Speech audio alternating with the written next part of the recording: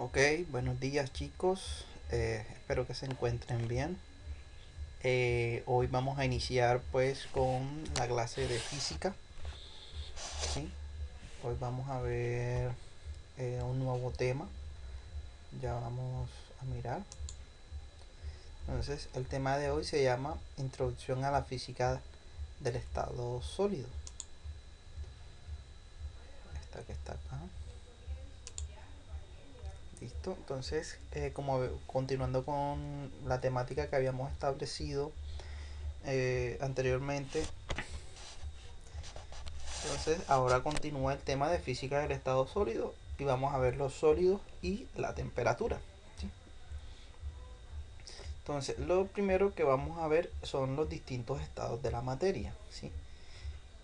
Los estados de la materia pues eh, son estos que estamos viendo aquí: el estado sólido, el estado líquido, el estado gaseoso y el estado plasma, el estado supersólido y el estado superfluido.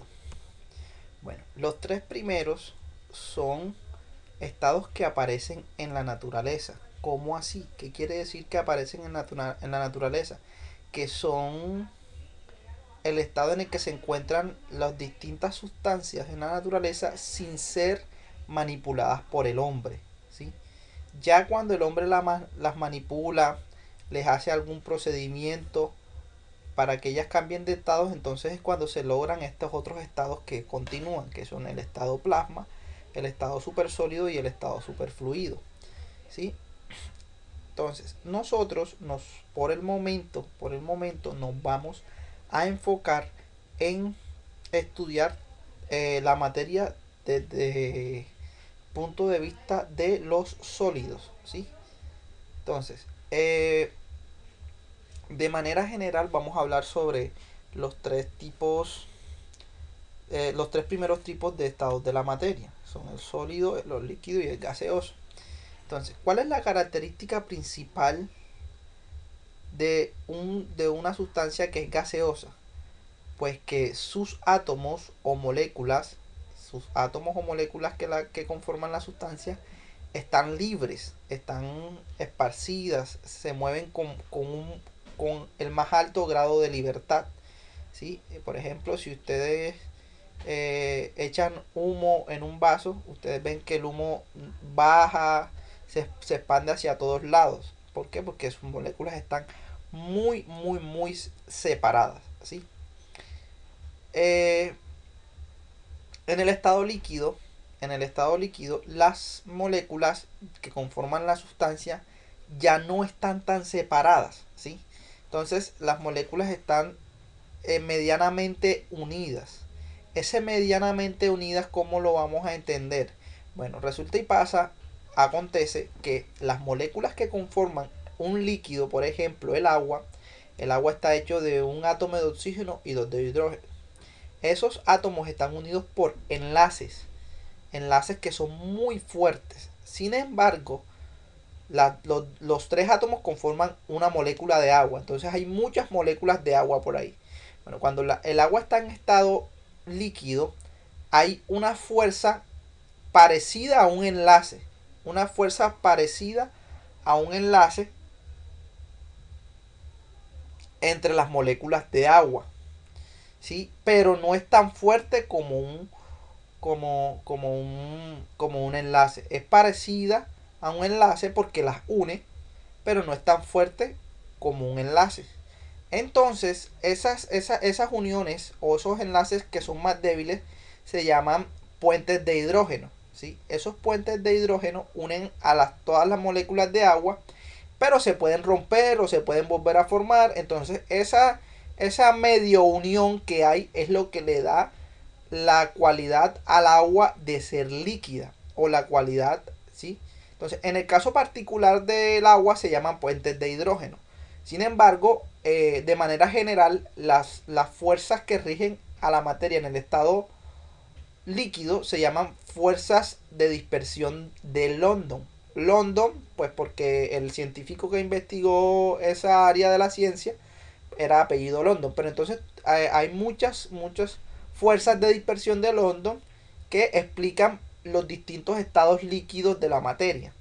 En el caso particular del agua, lo que explica que el agua sea sólida es que está medio unida, medio suelta. Y esa medio unión, medio soltura se da con los puentes de hidrógeno que hay entre las moléculas de agua. Ahora, el estado que realmente nos interesa a nosotros es el estado sólido. En el estado sólido no hay medias uniones ni fuerzas de dispersión. Hay única y exclusivamente enlaces entre los átomos, ¿sí? Y entonces esos enlaces son muy fuertes, muy fuertes. Por eso los sólidos son tan resistentes. Ahora, también es importante aclarar que entre, los gases, las sustancias gaseosas, la distancia entre moléculas es muy, muy, muy grande en comparación con los líquidos y los sólidos. En los líquidos es medianamente, hay un espacio mediano, ¿no? Entre las moléculas. Sin embargo, en los sólidos, los átomos o moléculas están lo más juntas que pueden estar. O sea, están lo más unidos que pueden estar. Entonces están muy, muy, muy, muy, muy juntas. Eso es importante tenerlo claro, que en el estado sólido las moléculas están muy juntas. Bueno, continuamos. Eso era en cuanto a los estados de la materia. Entonces ahora vamos a hablar en particular del estado sólido, ¿sí? Del estado sólido. ¿Sí? El estado sólido, como les acabo de mencionar ahora mismo, es más cercano de los átomos, es decir, donde los átomos están lo más cercanos que pueden estar, ¿sí? Y solamente hay enlaces, así que es como cuando ustedes intentan meter, qué sé yo, papel higiénico en una botella. Y meten papel higiénico y me meten papel higiénico y meten papel higiénico y ya llega un punto en el que la botella pues no puede albergar más papel higiénico, ¿sí? Porque ya está lo más junto que puede estar, ¿sí? Entonces, básicamente el papel higiénico es la sustancia, ¿sí? Y cuando yo la convierto en estado sólido, es decir, cuando la meto dentro de la botella, lo que hago es unir los átomos de manera que ya no se pueden unir más, no se pueden estrechar más el espacio entre ellos. Entonces, eso es importante tenerlo claro, ¿sí? Algo importante que vemos en el estado sólido es la formación de celdas unitarias o cristales. Profe, ¿cómo así? ¿Y eso qué es? Bueno, eh, cuando yo tengo un sólido que tengo muchas moléculas, esas moléculas que conforman el sólido, todas se van organizando. Es decir, que la materia no está desorganizada, está organizada. Entonces, ¿qué pasa? Que ella se va organizando y se organiza en forma geométrica, en las distintas formas geométricas. ¿Y qué pasa? Que cada vez que se forma o sea, se unen formando una figura geométrica, entonces esa mínima figura geométrica que se forma se le denomina una celda unitaria, ¿sí? Entonces un sólido está hecho de muchas celdas unitarias, ¿sí? Organizadas. Y esas celdas unitarias muchas veces lo conocemos como cristales. Les voy a poner dos. Bueno, aquí donde están viendo en pantalla, por ejemplo, estos son los distintos tipos de empaquetamientos que tiene los sólidos. O sea, todo lo que ustedes ven como materia sólida forma alguna de estas figuras geométricas con sus átomos. Fíjense aquí. Fíjense que aunque parece estar desordenado, no sé si se alcanzan a ver las líneas azules, cómo forman como si fuera una figura geométrica. Entonces, fíjense, la materia siempre está organizada en estado sólido. Miren aquí por ejemplo, que están todos los átomos y forman como si fuera un cubo. Entonces, fíjense, miren este otro que forma como si fuese una pirámide. Entonces, la materia siempre tiende a organizarse en el estado sólido, ¿sí? Entonces, ella siempre, esa organización mínima o esa unidad mínima de organización es lo que se conoce como una celda unitaria. Y esas celdas unitarias muchas veces también forman cristales, ¿sí? Por ejemplo, les voy a poner el ejemplo. La sal está hecha de átomos de cloro con átomos de sodio. pero ella forma una celda unitaria hasta que se forma un cubito que es visible. Por eso ustedes ven que la sal es como un polvito, pero cada puntico es como un cuadrito. ¿Por qué? Porque los átomos de cloro con los de sodio forman un cubito que es chiquitico, pero ahí se ve. El azúcar, también si ustedes se fijan, el azúcar está hecha de muchos átomos de carbono, muchos átomos de hidrógeno y muchos átomos de oxígeno, pero se acomodan de tal manera que forman un cubito también. No sé si han visto de cerca, ahora que termine la clase van y miran la sal y el azúcar y forman unos cubitos. ¿Sí? Entonces eso lo hace porque en estado sólido la materia siempre tiende a organizarse en forma de celdas unitarias o de cristales. ¿Sí?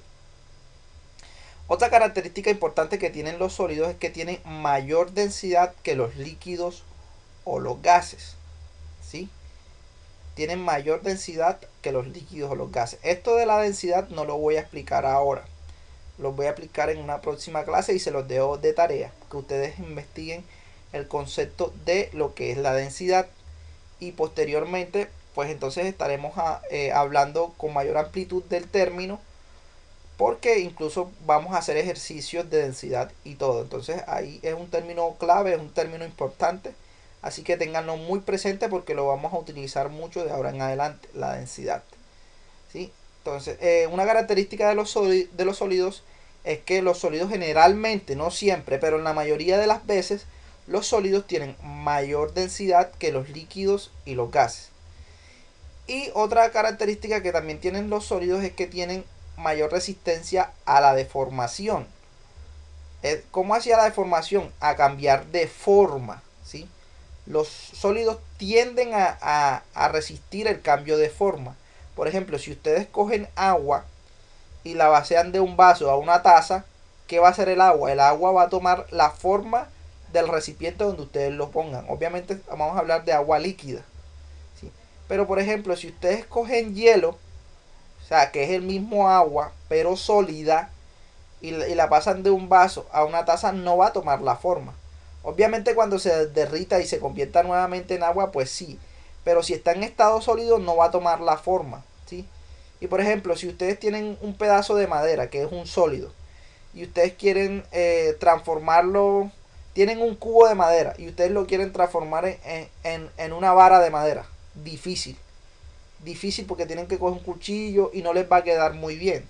Sin embargo, si ustedes tienen, por ejemplo, qué sé yo, el agua, la tienen líquida, la tienen en una taza y la quieren transformar en un cubo, entonces la vierten en un molde y la ponen que se congele.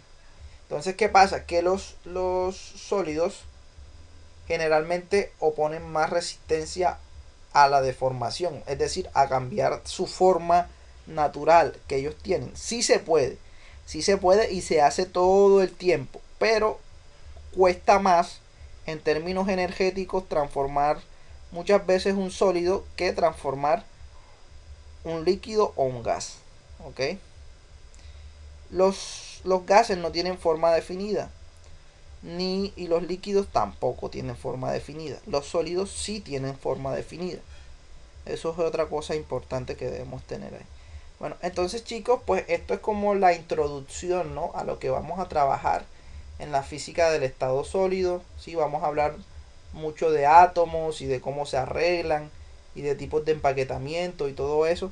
Pero todo este tema es muy interesante para nosotros saber cómo funciona todo lo que nos rodea y pues mirar que las cosas que están a nuestro alrededor pues tienen toda una constitución muy interesante.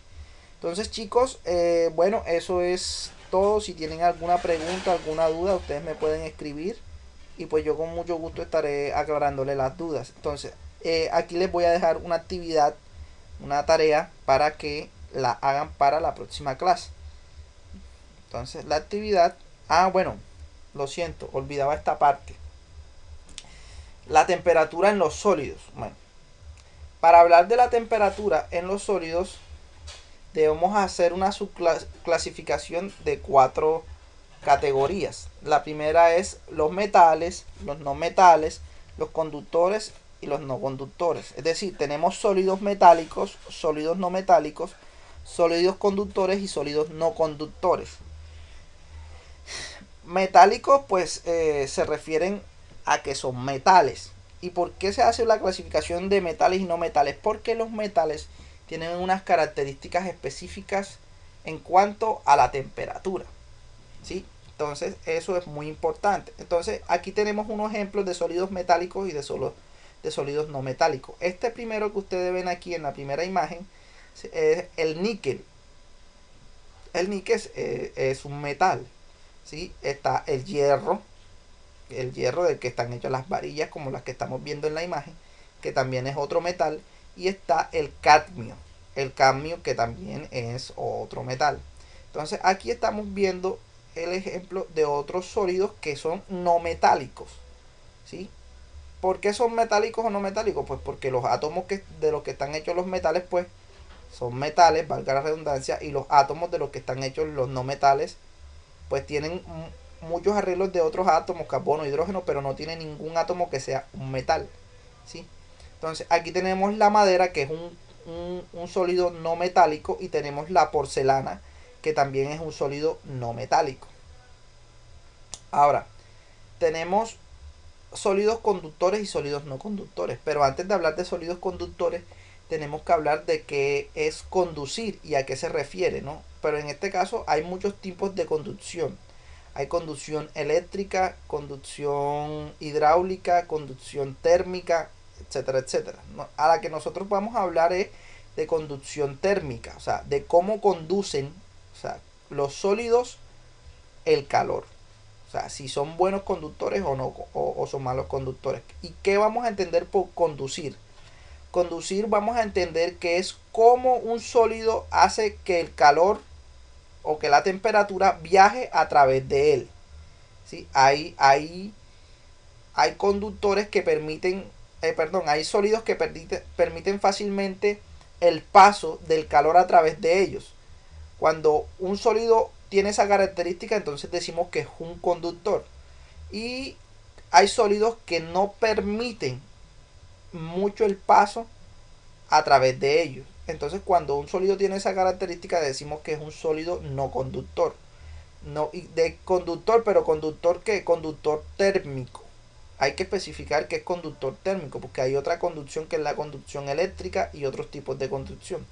En cuanto a conducción térmica, entendemos como los objetos que permiten el paso o no permiten el paso del calor a través de ellos. Entonces, de estos que estamos viendo aquí, los metales son excelentes conductores térmicos, ¿sí? Obviamente dentro de todos los metales hay unos mejores que otros, hay unos metales que son mejores que otros, ¿sí? Pero todos son conductores térmicos, es decir, todos conducen el calor, ¿sí? De los metales, el mejor conductor que existe es el oro, ¿sí? El oro es el mejor conductor que existe. ¿Por qué no se utiliza para trabajar con él? Pues porque el oro es muy caro y nadie va a comprar. Sin embargo, muchos de los computadores y de los utilizan con microconductores de oro, pero son cantidades mínimas, ¿sí? Para poder utilizarlo porque es muy costoso.